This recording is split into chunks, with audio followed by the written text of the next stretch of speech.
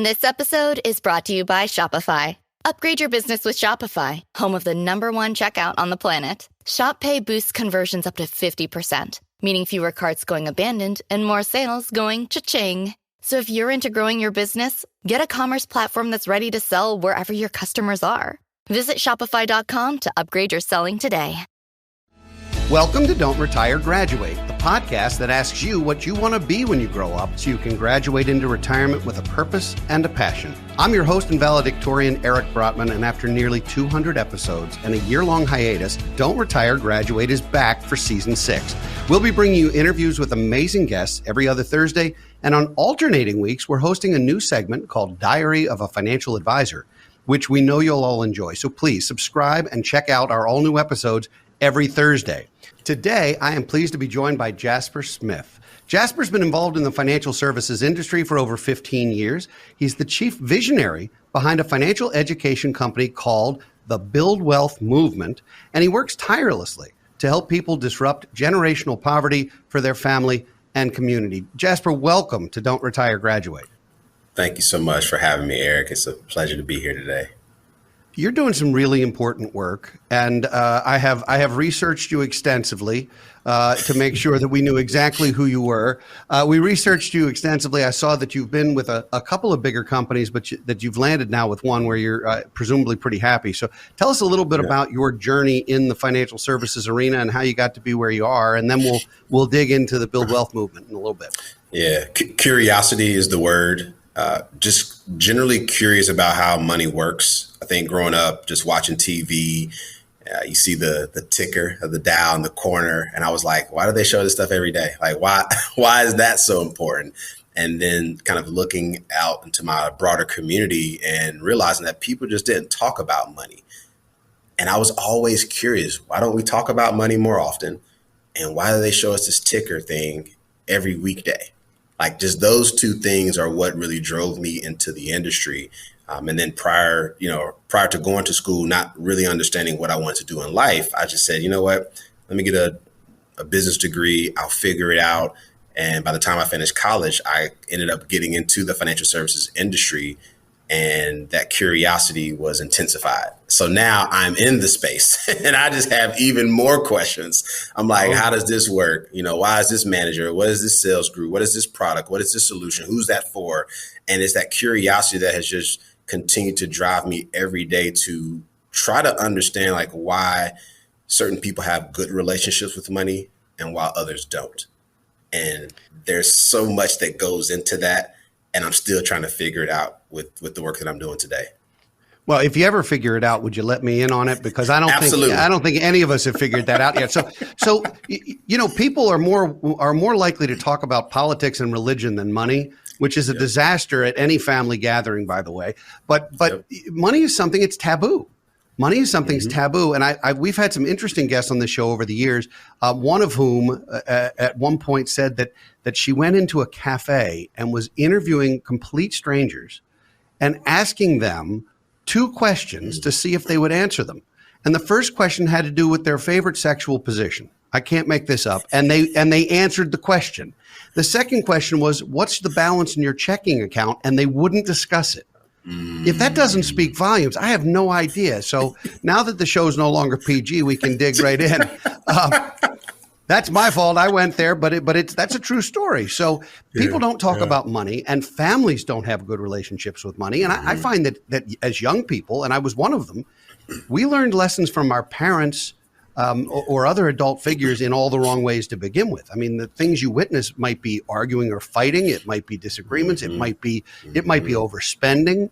It might be squirreling money away and never so much as leaving the house. How was your early experience with money? How did that impact your life and your decision to go into this? The curiosity came because my parents didn't talk to me directly about the money. So I'm the youngest of 3.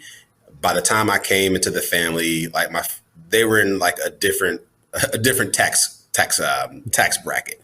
So parents struggled growing up, had a child early, took a break, had another kid, took a break, and then had me. So there was a lot that was going on in those years of trying to figure it out, like most people are, because we're all a work in progress.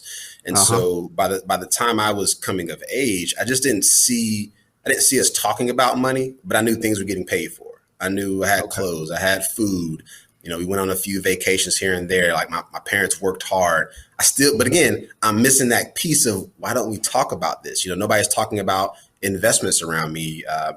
I had to bring credit to my mother when I was in college because I had always heard credit was a bad thing. And when I got into college, the mailbox was always filled with credit card offers. Oh, yeah. So I called my mom and I was like, hey, what is this? She was like, let me give you the game in 10 minutes. And that 10-minute conversation about credit, she debunked every myth that is known about credit, like every myth. And within 10 minutes from that day forward, I never had bad credit. But I was 19 years old, and I feel like blessed to have had a parent who understood the game, because money's a game. And some of us are playing the money game the right way. Some of us are playing the wrong way. Some of us just need to learn the rules. And again, bring it back to that curiosity. I was like, let me learn this game. Let me learn these rules. And how do I use these rules to my advantage? Because as I got into my actual profession as an advisor, a planner, one of my mentors has said, you can either learn the rules of the game and use them to your advantage, or you can just get played. Okay. But you will participate in this game. And that's the game of life, of money, you have to be a willing participant in some of these things. It's just some of us are kind of fighting this ability to want to learn more, to educate ourselves, to get through some of the tough part, right? All the trauma, the anxiety you hear about. It's like, okay, I got it too. How we going to bust through this? So I hope your mother's been a guest on your podcast, because it sounds like, I think it's time. Mom, if you're out there, I just got you booked on a really good show. So I think you're going to have a great experience talking to Jasper. You can give that same 10-minute lecture to his audience. I think that'd be helpful. It's funny that you mentioned the credit card deluge at 18 and 19 years old. At 17, companies are willing to throw money at you for a student loan that you may or may not even benefit from or be able to repay. At 18, 19, it's credit card offers. And then you turn 23 and you want to start a business, and banks are like, no, you don't have 2 years of history. Yeah. It's like, well, wait a minute, but I can demonstrate that this is going to make me money. I can't demonstrate that college education is going to make me a plug nickel. Crazy. And so kids wind up making bad decisions with money, especially credit, really early. I've heard that the pair of skis you throw on that first Visa card freshman year, you probably pay for about 5 years, because you just kids don't understand how it works. And it really is a problem. So you've done some educating, and you've also done some gamifying, which I love, because we've seen in the money industry, we've seen a lot of gamification, whether it's the trading apps, which for better or for worse, maybe gamification isn't a good thing. But we've seen this, and the whole bells and whistles and woohoo, you placed your first trade may not be sending the right message necessarily, but we've seen money gamified. I mean, I'm an avid Quicken user, and every time I enter something, I hear the ring of a cash register. For real, that's the noise that it makes every time you enter something, whether it's a deposit or a withdrawal, it still goes cha-ching. And for some reason, that gets me excited about my finances. I don't understand it exactly. So you've gamified this a little bit, and you've done some teaching. How young should we start teaching kids about money, in your opinion? As soon as they can babble out some words. And I'm trying this real life experiment out with my 2-year-old daughter. And we started when she was 1. When she started babbling, and I would say, hey, you have a savings account. Hey, you have an investment account. Hey, you have a life insurance policy. And she just looks at me like, what are you talking about, Dad? I don't even know what these words are. But I started the programming early, just mentioning that to her. And even now she's 2.5, she understands that mom and dad go to work. Mom and dad have meetings. And then she said, why? I said, because we have to make money to provide. She said, Mommy and Daddy going to make money? She's like, good, go make money. And she encourages us to go to work. We drop her off at school. She's like, that, like, if you get dropped off for the train or a plane and you're going somewhere, she's like, Daddy going to make money? I'm like, yes, ma'am, I sure am. Oh, my gosh. She has this awareness. So she's become Jerry Maguire. She yells at you every day as she's getting dropped off at daycare. Show me the money. Like I see it now. I can witness the whole thing. And for kids that young, and for kids that young, again, I have my own now, but I always didn't. This is my first child, but I've done elementary school, and you'd be surprised how much a second or first grader knows about money, banking. It's incredible to see what their young minds actually understand. And we know it's not a full blown understanding, but they got a clue. These kids have a clue. There are a lot of adults who don't have even a half understanding, quite candidly. In third grade, I was in the public school system in Baltimore County, and in third grade, we learned how to balance a checkbook and how to do some basic personal finance. And I don't think they teach that anywhere anymore.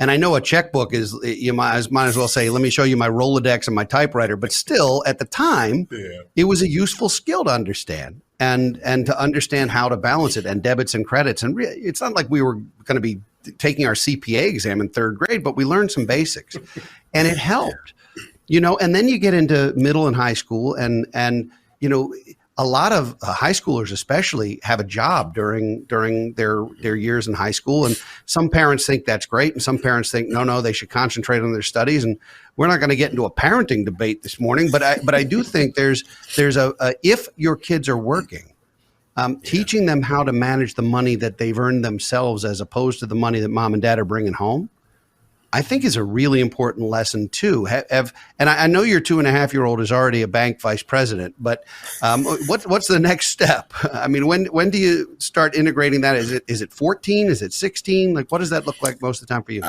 Honestly, I think is when they get their first job, and lo and behold, there are kid stars. My daughter's done a movie, very little modeling, but when the child has earned income, and I swear to you, I wish more parents would understand that when your child has a job or an income, it's time for a Roth IRA. Oh yeah, and you hear celebrities talk about it all the time. Their kid was, in a music video. Oh, they were one of my, these aren't new things, right? It's just they have income. Right. It's coming from mom or dad, but they're a part of it. So you have all these creative things that you're seeing pop up on the internet. These aren't new things. It's just they're new to certain communities. And so when a child gets that first job, and I'm one of those, I had to start working. My mom made me go to work when I was 15. I could have stayed at home, hung out all summer. She was like, you got to go to work and learn some responsibility, whatever. Job was as a lifeguard. Great job, right? Okay. Love that job. Mm-hmm. I didn't have any bills. So aside from saving and spending, nobody talked to me about investing. And I've called my parents. I was like, why didn't you tell me about the Roth IRA? It was around. Why didn't you tell me? When I was 15, there was no Roth IRA. I'm not going to tell you how old I am. We're not talking like horses and buggy over here, but I'm old enough that we didn't have that. But just a simple savings account, a simple checking account at the time to be able to have a balance. So let's shift a little bit about we're talking about kids, and you do a lot of work with sort of generational poverty, which at the end of the day is a cycle that is really hard to break. How did you get passionate about that, and what are you doing to sort of move the needle for folks? Yeah, it came from, I was working on a project at a nonprofit. I do a lot of consulting work, and we're going through this research paper, and it kept talking about generational poverty and how do we interrupt it? How do we break it? And I just kept, it was the theme of this whole presentation. I'm like, we got to break this. And it's not going to be easy to break it. But to your point, it's just these cycles that continue to happen. And again, I'm curious about why does it keep happening? Like, why? Is there not one person in your family who just says, this ain't right? I don't like this life. Like, there's always that one person, and then that person kind of gets shunned by the family. They're a goody too. They're the educated. They had it better than me. Whatever the excuse you have to give. But I was intrigued. Like, those people, you can go from rags to riches, and some people go back to the rags. But you have these people who go from rags to riches, and then the next generation never understands what the struggle is like. And I'm in awe of the plan that was put in place so that could become a reality. Okay. So So you clearly had parents who were interested in this and who did hopefully a terrific job of not only providing for themselves. And I'm not going to put them on the spot. You'll be in real trouble, but they're doing all the right things, hopefully at this stage of the game. And you learn some of those things, and you have siblings.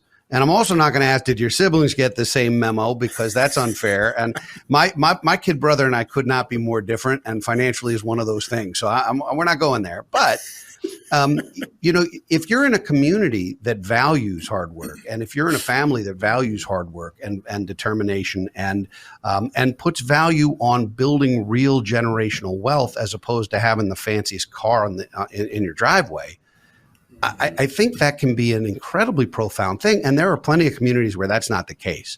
Tell us a little bit about sort of where did you grow up in North Carolina, or you just went to school? I did. Born and raised in Durham. Mm-hmm. So Durham, the Research Triangle happens to be home to 3 really major, well-known universities, and so it's an academic town. So you learned about college about the same time you picked whether it was Tar Heel blue or Duke blue. If you're rooting for Duke, we're the conversation's over. But that's fine. I can understand. You're from there. I give you a pass. But you grew up in an area. Was this talked about? Did you and your peers, were you mowing lawns? I know you weren't shoveling snow. It was Carolina, but were you mowing lawns or doing other things around the neighborhood to make a buck, or was that not something that you participated in? No, I didn't early on. And I think that's why my mom made me go to work, because I wasn't like the entrepreneurial bug didn't hit me early. So I was kind of forced into going into work and seeing like what it's like to have some responsibilities. But even with my friends, like we talked about sports and girls and candy and music, all the fun things in life, which we need, right? We are a whole person. We need all those things, but there still wasn't this like side conversation about money or saving. You got your paycheck. Again, I knew how to save. I did have a bank account. I knew to save my money, and then I would just spend it on things. And so that was kind of the extent of most of our conversations, was really surface level. Hey, I make money, I pay my bills, but I didn't have bills. But then nobody was filling in that gap of, well, Jasper, since you don't have bills, you should be doing Yeah, well, like that. Listen, I've got some bills. If you want more to pay, I've got a few. I'll send them your way immediately. If that's a service you provide at work, then I've got some clients for you too. I think that's a delightful thing to do for somebody. So you had you didn't have the entrepreneurial bug, but you got started at a given age, and now you're in a position where you can help families and communities break that cycle. And if I was put on the spot to come up with one word that would be the trigger to breaking that cycle, the word for me feels like it's opportunity. A close second choice might be education. What words would you use? I like opportunity, but I like, and I got this from my parents. The word is that I started to use, because somebody did that to me in a session one time. What's the one thing you would say? I would say expectation. We expect, and this is a real conversation I had both with my mom and dad separately. But both of them said, we expected to do better than our parents did. They didn't say by how much or how long. They just said, we expected to do better. Better could have been getting one of your kids to school, or, retiring when you wanted to. It didn't matter what it was just we expected to do better. And when you look at wealthy families in this country or the world, each generation does a little bit more. That's how wealth is by design. It doesn't just allegedly happen. I mean, that's supposed to be what happens. I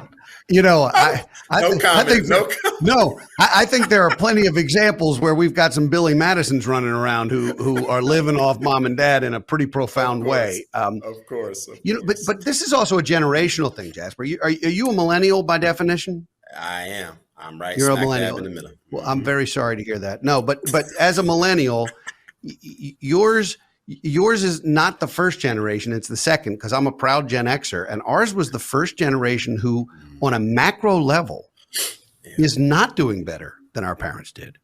And naturally, there's a wide spectrum, and some people are blowing the doors off the barn, and some people are really struggling, and there's a bell curve in between. But this is the first generation that really didn't do as well as our parents. And And parenting has changed so much, and the need for two incomes in a household, which, I grew up in a household that was divorced, and so I saw both of my parents working, and a lot of folks didn't see that a generation before me.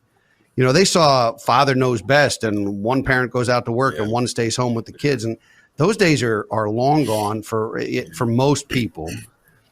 How do you, for families that are really trying to do what's best for their kids, which I know a lot of families are, do you ever have conversations with clients or with folks who attend your programs that taking care of your kids is important, but you have to make sure you take care of yourself too? Because I liken it to the airplane safety lecture. First, put the mask on yourself, and then help your kid, because the only thing you can't borrow for in this life is retirement. Yeah. And so if you spend a ton of money on education, for example, for your kids, you've got to decide which one of your really well-educated kids you're going to live with, because you're not going to be able to retire, right? So how do you balance that? How do you balance that with the folks you represent? What is the messaging that you provide? I ask a question at the beginning of every meeting. Mm-hmm. Are you willing to allow someone to help you? It's a yes or no for me. There's no gray area when we're talking about legacy and wealth building and disrupting generational poverty. Are you willing to allow someone to help you? And then I pause. There's a small percentage of what we'll call them the do-it-yourselfers who will do everything they should do with a comprehensive financial plan. Mm-hmm. I've probably met them this many in my, almost 20 years. It's can you see it? It's small. I can sort of. But if they say yes to that, then the next question is, well, let's have some more discussion to figure out how we're going to help you, because your plan has to be unique to you. So while there are common threads and solutions that exist in the marketplace, that's great. But what is it that you need, and what's in your best interest? And is this the right time for said solution? Okay. But if they don't answer that first question, then it's usually that's a quick meeting.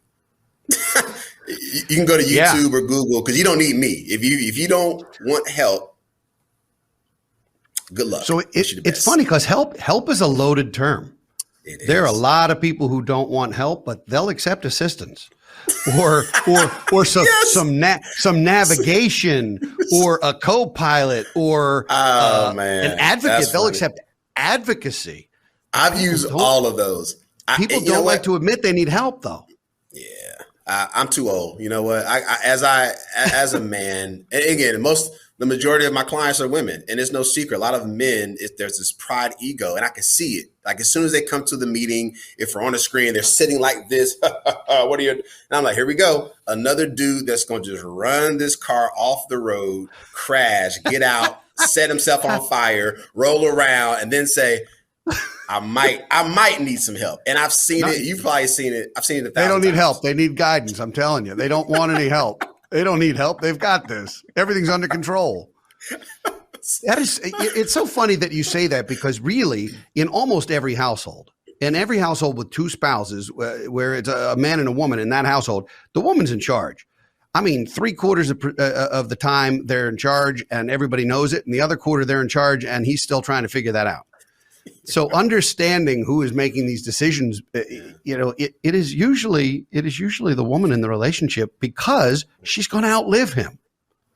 And she needs to be okay, and she needs to understand how this works. And so I know I'm painting with a very broad brush. Of course. And there are 15 people watching right now writing a strongly worded letter that I am completely off, for which I immediately apologize. And I'm not trying to overgeneralize, but it's true. I think, as men, we sort of wear that armor. We're the knight, and we know how to do everything, and we've got this. And being vulnerable enough to say, you know what, I know what I know. But I don't know what I don't know. And there's so much complexity in this. If I didn't do this all day, Jasper, I'd be calling you immediately and answering that question. Yes, help me. Yeah. Because it is complicated. And, you've been at this 15 years. I've been at this over 30 and don't want to talk about it. But there's so much that we have learned over the years to take really good care of people and families. And it's funny that you flinched at the word education, because I said opportunity first. I mean, you have to have a door to open. I mean, it's good. First, you have to have a door. Even if the door is closed, there are ways around it, right? But there's got to be a door to begin with. Then you have to have it open to you in one way or another so that the opportunity exists, whether that's an internship or an apprenticeship or a first job or just having a mentor or any of those things. And you're in an industry that really looks a lot more like me than it looks like you. I mean, let's call it what it is. When we go to industry meetings, everybody's over 50, white and male. And I don't want to disparage those folks because I'm one of them, and that's okay. But you're in a situation where you're sometimes the outlier in those conversations. Does that create opportunity for you, or does that create an extra hurdle for you, you think? It's both, actually. I've had it to where a prospective client would prefer you versus me. Well, he's older, he's more experienced, he's whatever, right? Or she. Yeah, whatever. I know what the whatever is. Okay, that's fine. That's fine. You don't have to say it. I know. Yeah, that's fine. And then some, of course, it's that level of comfort, right? We like what we like. And so I get both. And so I've had to kind of navigate both worlds of understanding. And I didn't do this earlier in my career as a younger advisor or practitioner. It was now, if I'm not a good fit, but I can refer you to somebody who is, would you like for me to make that introduction? And here's the reason I had to come up with this. I live in the Bay Area now, right? So I've been in Oakland for the last decade. I've been in the Bay Area the last going on 17 years.